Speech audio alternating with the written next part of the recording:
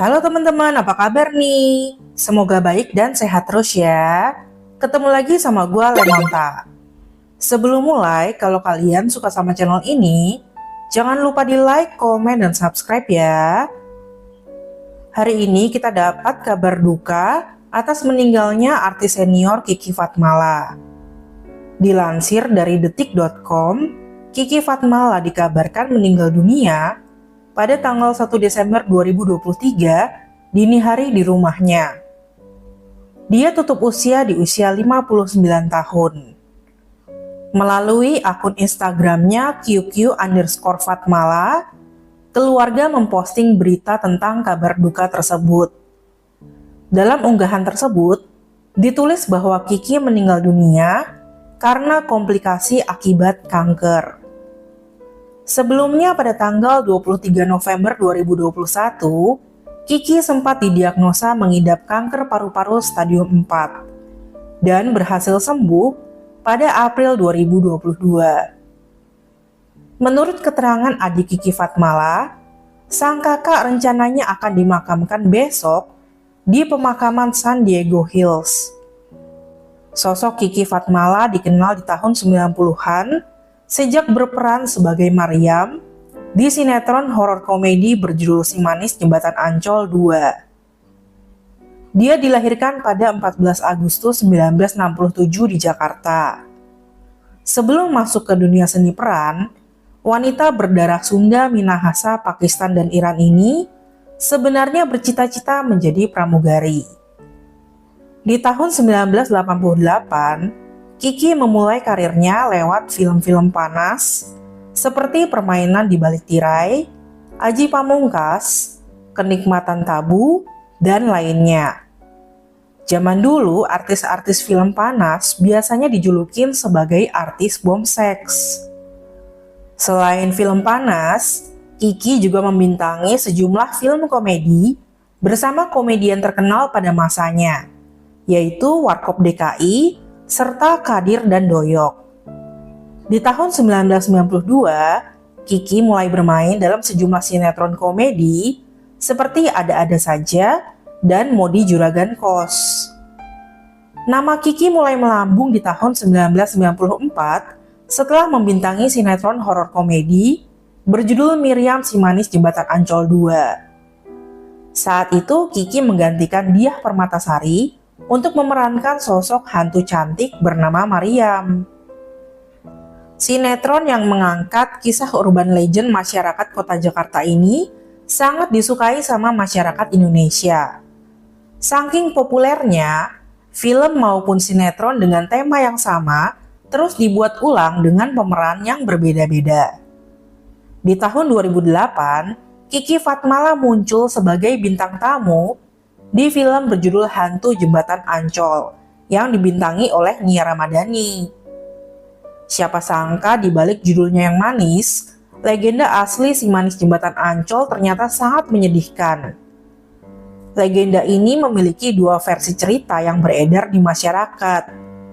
Versi pertama dikatakan merupakan kisah seorang gadis bernama Arya atau Mariam yang meninggal dunia di sekitar kawasan Jembatan Ancol.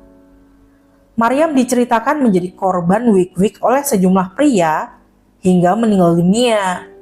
Setelah meninggal, pria-pria itu membuang jenazah Mariam di jembatan. Hal ini membuat Mariam menjadi arwah penasaran yang suka menghantui warga sekitar, terutama yang berjenis kelamin pria. Versi kedua dikatakan terjadi pada abad ke-19 saat Indonesia masih dijajah Belanda. Saat itu Mariam merupakan seorang bunga desa yang tinggal di sebuah paviliun bersama ibu dan kakaknya. Saat itu si pemilik paviliun dikatakan ingin menikahi Mariam. Karena tahu hanya akan menjadi selir, Mariam pun kabur ke kawasan Ancol. Ternyata di sana dia bertemu dengan Oe Tambasia, sosok yang dikenal sebagai playboy kaya pada masanya. Ternyata Oe juga tertarik dengan Mariam dan ingin menjadikannya sebagai simpanan. Oe pun memerintahkan kaki tangannya untuk menangkap Mariam. Karena terus memberontak, Maryam pun meninggal dunia di tangan kaki tangan Oe. Jasadnya kemudian dibuang begitu saja di area sawah di Ancol. Maryam yang meninggal dengan cara tidak wajar akhirnya menjadi arwah penasaran yang sering menampakkan wujudnya ke warga sekitar, terutama yang berjenis kelamin pria. Penampakan Maryam sering dikaitkan dengan terjadinya kecelakaan lalu lintas. Sehingga jika ingin selamat, pengendara yang lewat daerah tersebut wajib permisi dengan membunyikan klakson sebanyak 2 kali. Balik lagi ke Kiki Fatmala.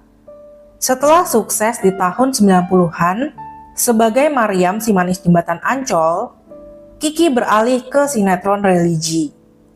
Mulai dari tahun 2005, Kiki bermain dalam sinetron Hidayah, Kusebut Namamu, Rahasia Ilahi, dan lainnya. Kiki merupakan sosok yang sangat ambisius, pekerja keras, dan independen. Dia menggunakan penghasilannya sebagai artis untuk investasi jual beli dan sewa properti. Hal ini membuat perekonomian Kiki sangat stabil hingga hari tuanya. Selama hidupnya, Kiki diketahui sudah menikah sebanyak 3 kali. Pernikahan pertamanya dengan Antonius berjalan selama setahun, dari tahun 1987 hingga 1988. Di tahun 2003, Kiki kembali menikah dengan Christian di Austria. Di tahun 2005, ibu Kiki yaitu Fatma Farida membuat heboh dengan kemunculannya di media. Saat itu Fatma tampil dengan terus memarahi Kiki dan menyebutnya sebagai anak durhaka. Perseteruan antara ibu dan anak ini diduga karena sang ibu tidak setuju dengan hubungan antara Christian dan Kiki. Hal ini lantaran Kiki berniat untuk pindah agama. Dulu berita ini heboh banget, sampai Kiki mengundang beberapa anggota keluarganya dan mengadakan jumpa pers untuk meminta maaf sama ibunya dan meminta supaya masalah keluarganya jangan diekspos ke publik. Di tahun 2006, pernikahan Kiki dan Christian berakhir. Beberapa tahun kemudian, Kiki kembali membuka hatinya untuk pria bernama Christopher. Keduanya sudah dekat selama 7 tahun, namun tidak kunjung menikah. Hal ini dikarenakan Kiki trauma dengan 2 pengalaman pernikahannya sebelumnya yang bukannya bikin senang, malah bikin tambah stres. Namun kegigihan Christopher berhasil meluluhkan hati Kiki. Keduanya akhirnya menikah pada tahun 2020. Saat itu banyak yang bilang kalau Christopher itu mirip sama Om Indro Warkop loh. Jika ditanya mengenai momongan, Kiki dengan jujur mengatakan sudah pernah melakukan berbagai usaha seperti bayi tabung, IVF, dan lainnya. Namun gagal.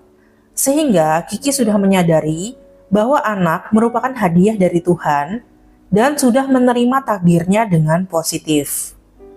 Semasa hidupnya, Kiki selalu menjaga kesehatan dengan rajin makan makanan sehat dan rutin berolahraga.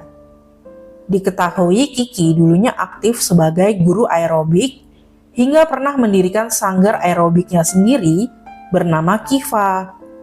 Namun sanggar tersebut sudah berhenti beroperasi.